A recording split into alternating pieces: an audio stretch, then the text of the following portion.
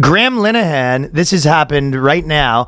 He you know how he's his main thing is the trans stuff. He's kind of lost everything. He's in court dealing with all this stuff. He was wife left him. You know, huge. He's up there with like top 3 up there under Ricky Gervais in terms of big TV show guys. Yeah, he's like in like borderline Monty Python status. Huge UK guy. Yeah, huge. And it's interesting because a lot of those UK guys that are like that famous and they're all talking about how they don't have money really. Yeah. Where it's like there's no American where you're just like, yeah, this guy had this like crazy massive legacy TV show. Yeah, I don't know. Maybe their deals are all fucked up because, like, I mean, it's just not as much money over there. Is it IT Crowd? IT Crowd, whatever. Like that. I don't think Father Ted was big here, but like IT Crowd was big here. I thought, yeah, but it's like I don't know the deals there. He probably was making like $400,000, $500,000 a year, but like just not this like insane amount of money where he's just got this like money forever. Yeah, not the generational. This is what he says, and then I'm sure they cut off all his royalties. Yeah, the show doesn't air anywhere probably because of this. Right. So he moved to Phoenix, and I guess he was working there. You know Koji?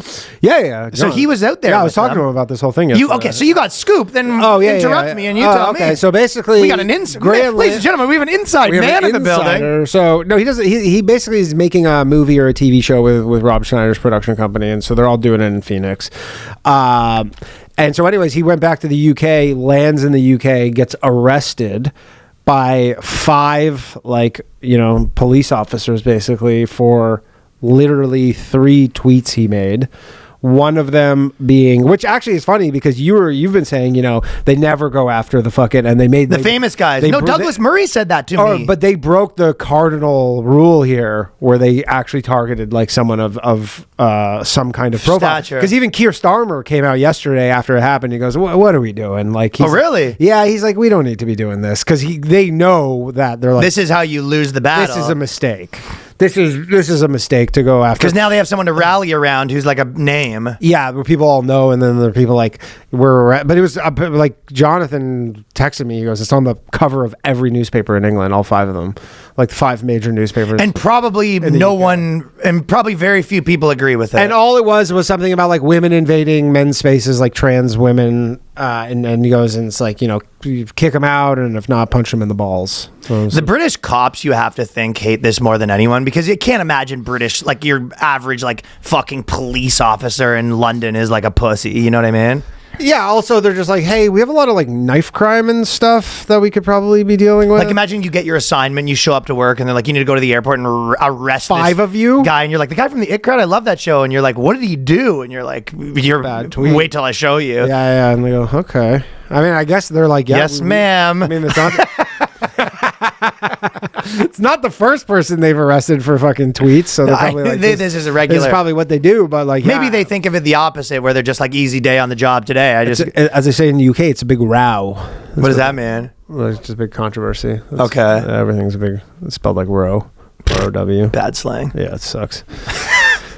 But anyways, they fucking arrested this dude, and I don't know exactly. I guess he's charged with like hate crimes or fucking speech crimes, or I don't even know what they call it. I think they should have to have like, I mean, obviously that place is like 90% Sharia law now anyway, so they should just do a version of public shaming where it's like, listen, you don't get jail time. What happens? They bring you to the town square. They have 9 college students go shame. I mean, he has that, and you have to get like 45 shames. Dude, he had the ultimate thing where he had like an Edinburgh Fringe show. I think there's Edinburgh Fringe where he had like, some theater or some like venue, obviously like sold out, and then everybody complained about all his like positions on the trans stuff, so then they canceled all his shows, and he was literally doing his show on a soapbox.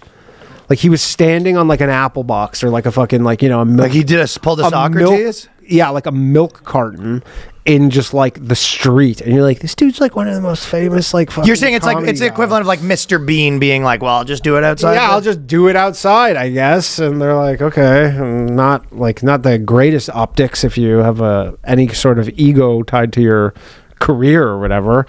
And but anyways, I'm sure he loves this because he's like, yeah, this is like exactly what needs to happen. Is like me get arrested. There needs to be like a cardinal issue to like get behind or something. Yeah, and now they're like this is an article from right now being like the police chief is saying the UK should clarify free speech laws. They go, we need to figure this stuff out so we don't arrest any famous people. Yeah, are there no fucking mechanics we can arrest? I was thinking it's kind of, if you look at this the Britain thing is specifically, but Canada thing and other countries, Australia is having a similar thing right now where they're doing their march. I don't know exactly.